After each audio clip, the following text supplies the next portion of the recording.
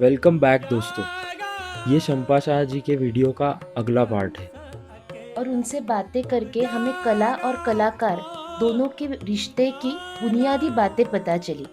और भी ऐसी इंटरेस्टिंग बातें जाननी होगी तो ये वीडियो ज़रूर देखिए। तो इस माध्यम में तो उसमें आपने प्रोसेस बताई कैसे होती है, लेकिन जब एक्सप्रेशन की बात आती है तो आप किस तरीके से उसमें एक्सप्रेस होती हो?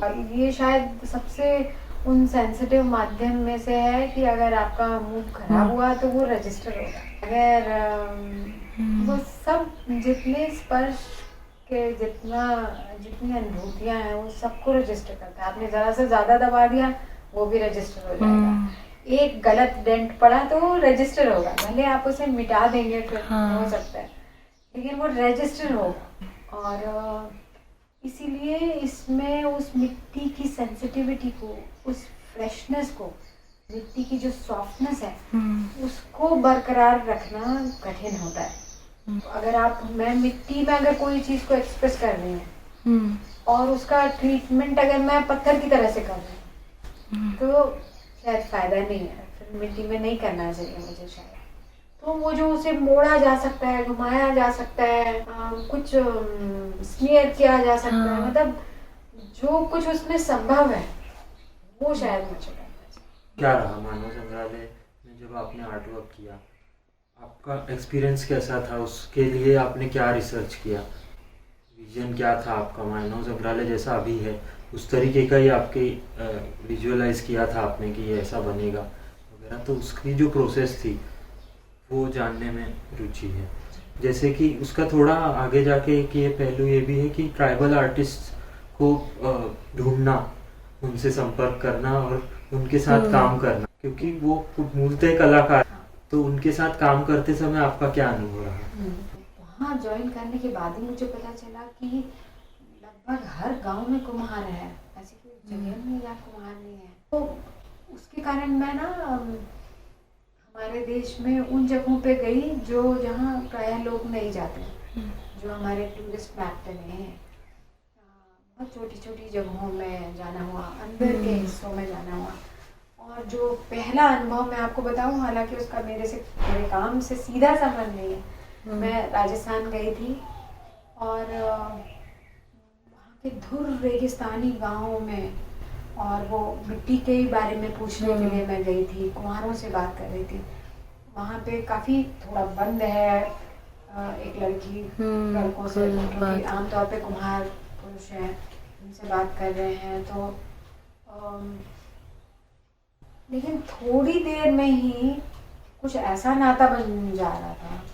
अच्छा। उस घर की स्त्रियों से, पुरुषों से बात होते ही एक नाता बन के, और कई जगह तो ऐसा हुआ कि मुझे याद है कि थोड़ी देर बाद मेरी चूड़ी वो लड़कियां पहनी है उस घर की, मेरे कान के बदल चुके हैं, अब मैं उनका पहनी हूँ, दुपट्टे का एक्सचेंज हो चुका है।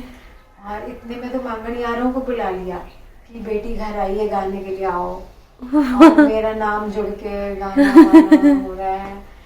और लौट रहे हैं जब शाम को तो बहुत रो रो के, और मुझे भी ये फीलिंग आ रही। तो जब मैं उस यात्रा से लौटी थी तो मेरे अंदर एक शहर में रहने का मेरे अंदर था वो डर। मुझे हमेशा लगता रहता था कि मेरे माता पिता नहीं रहेंगे तो मेरा क्या होगा, मेरा कोई नहीं रहेगा और एक अकेले रह जाऊंगी मैं दुनिया में तो क्या होगा। ये एक फियर लगातार होता था। शहर में रहते हुए ये अनुभव नहीं होता कि आपके घर हैं। ये छोटा शहर है लेकिन फिर भी ऐसे घर नहीं है जहाँ मैं जाके कह सकूँ कि मैं आज खाना यहीं खाऊंगी। ये अब स्थिति नहीं है अचानक से, ये नहीं है अचानक है ना, बहुत अब तो काफी सालों से नहीं है ये स्थिति। तो मुझे ऐसा लगता था ऐसा कोई घर नहीं है जहाँ मैं कह सकूँ कि मेरा घर है। और वहाँ गई तो वहाँ हर जगह मेरा घर है। और मुझे मालूम है उनके चेहरे देख के, जैसे हम रो रुआ के और गले मिल मिल के हम जैसे अलग हो रहे हैं, तो मुझे समझ में आया कि अगर मैं यहाँ कभी भी आऊँ वो लोग खुश होंगे और मुझसे कोई नहीं पूछेगा कि तुम कब जाने वाली हो। तो वो मुझे बहुत कॉन्फिडेंस दिया। और फिर अब ये स्थिति है कि पूरे देश भर में बह रहे हैं। ये जो उनके काम से जो कुछ मैंने सीखा, जाने क्या, लेकिन ये जो संबंध बना, सोनपुर के एक कुम्हार थे लोकनाथ राणा, अभी पिछले साल वो नहीं रहे। मुझे याद है कि वो मुझे जब भिलाई में अचानक से मिल गए एक प्रोग्राम में, उन्होंने जल्दी से सस्ते दाम पे बेच बाज दिया। मैंने कहा इतने लोग आ रहे थे, लोग जो आपने क्या ये 15-15 रुपए में बेच के सब खत्म कर दिया। तो वो बोल रहे दीदी अपन खाली होके साथ में रहेंगे, पैसे लेके कहाँ जाएंगे ऐसे गया। मैंने कहा क्या पैसा लेके, अपन मजे करते हैं, अपन खाते पीते ये करते, बात रहेगा ऐसे करके।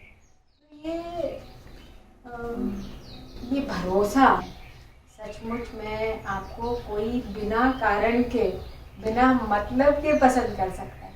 इनमें से अधिकतर वो आर्टिस्ट हैं जिन्होंने मुझसे कभी नहीं कहा कि दीदी हमको बुलाइए, अधिकांश ने मुझसे नहीं बोला। कुछ होते हैं जिनसे बहुत नाता नहीं है, वो हर 2 दिन में फोन करते हैं, दीदी कोई प्रोग्राम में नहीं बुलाए करके वो बोलेंगे। शहर में मैं भी पली बड़ी हूँ, तो ये हमेशा होता है कि लोग जज करेंगे क्या, हम छोटे शहर में गांव में जाएंगे तो लोग जज करेंगे क्या, ये बहुत डर रहता है। लेकिन कभी कभी वैसे नहीं होता, वो एक डर ही होता है, वो आप वहाँ जाते हैं तो अपने आप वो चला जाता है, अपनाते हैं। अगर आपका रिश्ता बना तो वो आपको अपनाते हैं। हाँ। खैर आप पूछ रहे थे, मैंने जब ज्वाइन किया मानव संग्रहालय तो आपको बताया ये मिट्टी की कार्यशाला करनी थी, राष्ट्रीय कार्यशाला। उसमें ढेर सबसे मिलना हुआ, सुबह 6 बजे से रात में 12 बजे तक हम साथ रहते थे। तो उसके बाद मेरी कुछ रुचि है, शायद मैंने ऐसा पाया कि जब गांव में मैं गई तो मैं सबसे कुछ गाने कि ये संसार कैसे बना, क्यों बना, ऐसे शायद मैंने प्रश्न किए होंगे, जिसके जवाब में कभी कुछ कहानियां सुनने मिली, कुछ गाने सुनने मिले। कहानी देखी कोई आसानी से नहीं सुनाता, कहानी तब तक कोई नहीं बताएगा जब तक कि आपका उनसे नाता ना बना हो। थोड़ा जरा नाता बनना चाहिए उससे। सही बात है। तो कुछ ऐसा हुआ कि बहुत जगह मुझे बहुत दिलचस्प कहानियां मिली, ये संसार क्यों बना, कैसे बना आदि। तो मैं लौट के आके बड़े एक्साइटमेंट में अपने डायरेक्टर को बताती थी कि, तो हमारे डायरेक्टर उस समय डॉक्टर चक्रवर्ती थे, डॉक्टर के चक्रवर्ती, जो आर्कियोलॉजी के भी निर्देशक थे उस समय।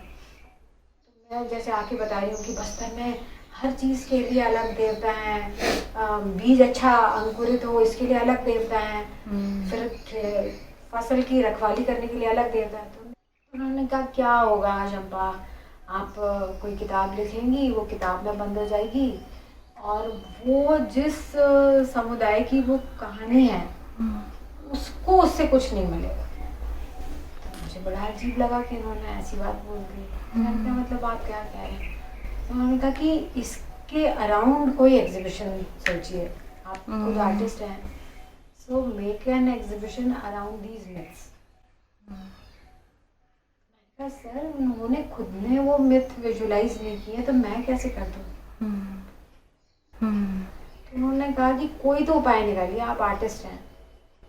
तो फिर मैंने उन कलाकारों को दोबारा बुलाया और उनसे पूछा कि क्या, जैसे जो आर्टिस्ट लोहे में काम करते हैं, तो मैंने कहा कि ये जो कहानी आपने हमें सुनाई संसार के बनने की, क्या इसको इस लोहे में ही करेंगे?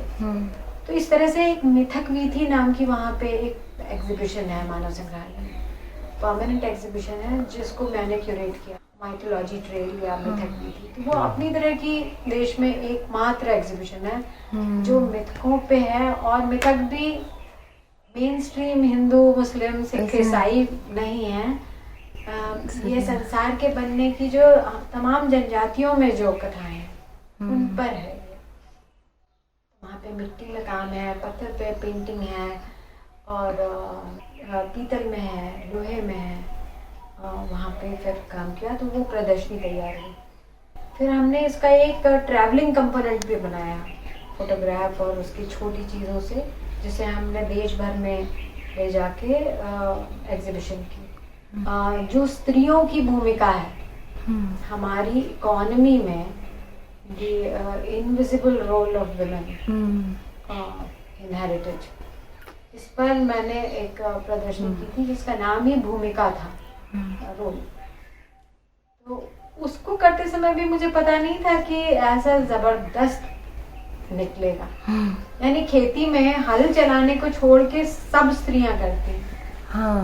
खाली हल चलाने पे उसको टैबू लगाया हुआ है कि हल नहीं चलाना चाहिए।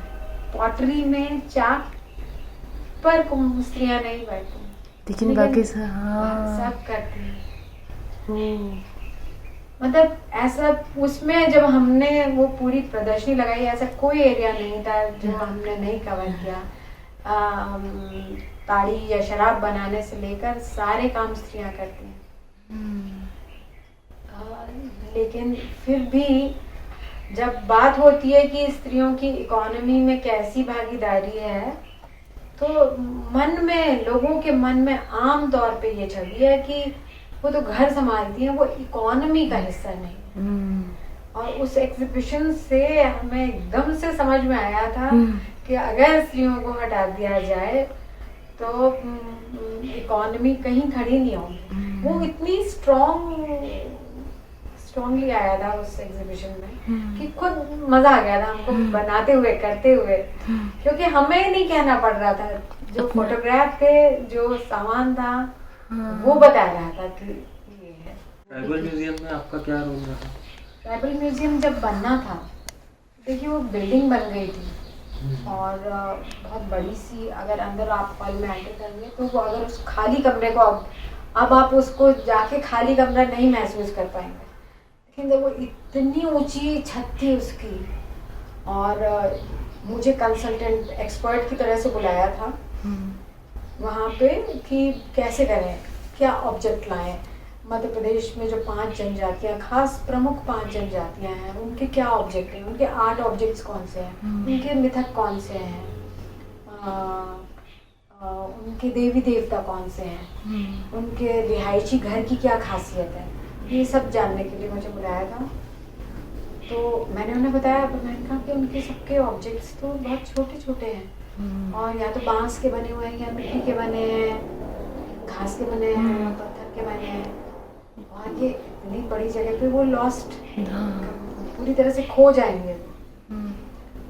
तो शोकेसेस में रखने की चीज़ नहीं है, क्योंकि वो जीवन का हिस्सा है। वो ऑब्जेक्ट जो है ना, वो अलग से कला जैसी कोई चीज़ नहीं। ऐसे देखेंगे तो ये भी क्वाइट गुड, उसमें भी एक कला का तत्व है उसमें, और लेकिन वो रोजमर्रा का हिस्सा है।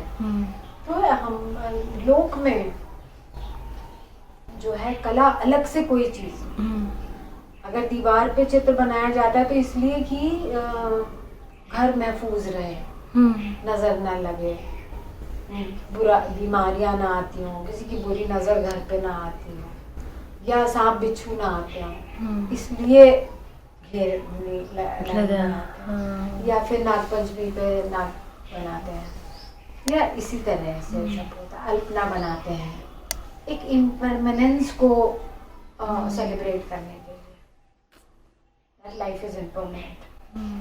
तो वहाँ पे मैंने उनको बोला कि तो क्या करें, तो 2 साल उसका जो बनने का पीरियड है, उसमें मैंने बिल्कुल उनका जो कॉन्सेप्ट नोट है वो भी मैंने ही लिखा है। अच्छा। तो जो उसका कॉन्सेप्चुलाइजेशन ऑफ ये म्यूजियम है, क्योंकि दिक्कत ये थी कि भारत भवन ऑलरेडी है, मानव संग्रहालय पहले से है, तो हमको रिपीट नहीं करना चाहिए। तो भारत भवन में अगर आप देखेंगे तो वहाँ पे जो चीज़ें हैं, ट्राइबल और फोक आर्ट की जो चीज़ें हैं, उन्हें आर्ट की दृष्टि से देखा जा रहा है वहाँ पे, एक कला वस्तु की तरह से। उनको इससे मतलब नहीं है कि उससे जुड़ा हुआ सोशल एस्पेक्ट क्या है, रिलीजियस एस्पेक्ट क्या है, उतना नहीं। वो देखने में उसकी एस्थेटिक वैल्यू पे जोर है। मानव संग्रहालय में इस पे बहुत जोर है कि वो समाज में उसका क्या चीज़ है, वो कब इस्तेमाल होता है, क्यों इस्तेमाल होता है, स्त्रियां हाथ लगाएंगी कि नहीं, बच्चे क्या करेंगे, वो सब है। हाँ वहाँ एकदम नियम कानून से जो चीज़ जैसी होती है वैसी होनी। तो हम लोगों ने सोचा यहाँ पे हम दोनों से हटके करेंगे, और उसका कोई ब्लूप्रिंट नहीं था, यानी ये म्यूजियम जब बना तो बिल्कुल नहीं। एक्सपेरिमेंट की तरह से बना। उन लोगों ने पूछा कि मुझसे पूछा था कि इस एसेंस क्या है ट्राइबल लाइफ का, तो मैंने कहा कि मुझे ऐसा लगता है कि अगर जंगल नहीं है तो आदिवासी नहीं है, जनजातियाँ नहीं, वो नाम को बचती हैं, फिर उनका सब बदल जाता है अगर जंगल नहीं। जहाँ भी जंगल है उनका कुछ बचा हुआ है, वो हेल्दी हैं, उनके बच्चे हेल्दी हैं, उनके सारे तीज त्योहार बचे हुए हैं। तो इत्तेफाक से उस समय भोपाल में सड़कें चौड़ी हो रही थी और बहुत सारे पेड़ काटे जा रहे थे। तो कुछ ऐसा हुआ कि एक पेड़ काट के लाया गया और हमने उसको गैलरी के अंदर कटे हुए पेड़ को रखा। जैसे ही पहला पेड़ आया तो हमको समझ में आ गया कि ओ हो गई बात, अब हमें समझ में आ गया क्या करना है। और फिर आप जाके देखेंगे, फिर पेड़ आए और उनकी कगालों को फिर से जोड़ा गया, और तो फिर अब वहाँ पे इस तरह से डिजाइन किया कि छत तक नजर ही ना जाए किसी की, मतलब सब कुछ का स्केल इतना बड़ा कर दिया कि एक अलग अनुभूति होती है।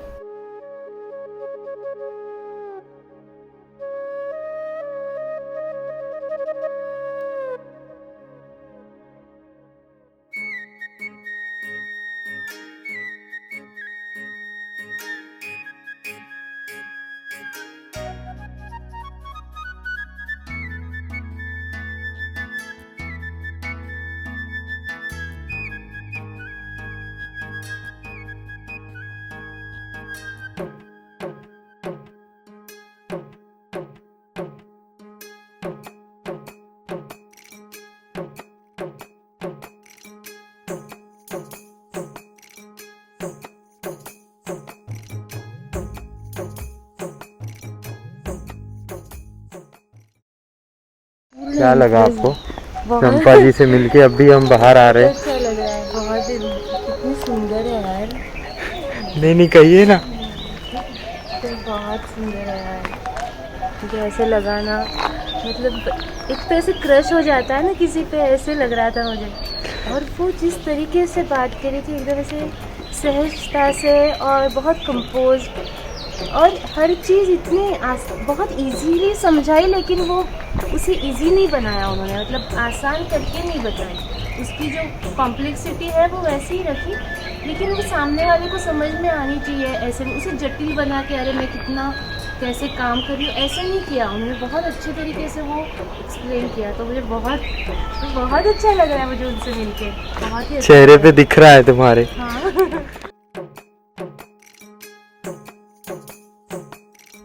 अगर आपको हमारा ये ट्रैवल व्लॉग पसंद आया हो तो प्लीज़ चैनल को सब्सक्राइब करिए और ये वीडियो शेयर करिए। Thank you.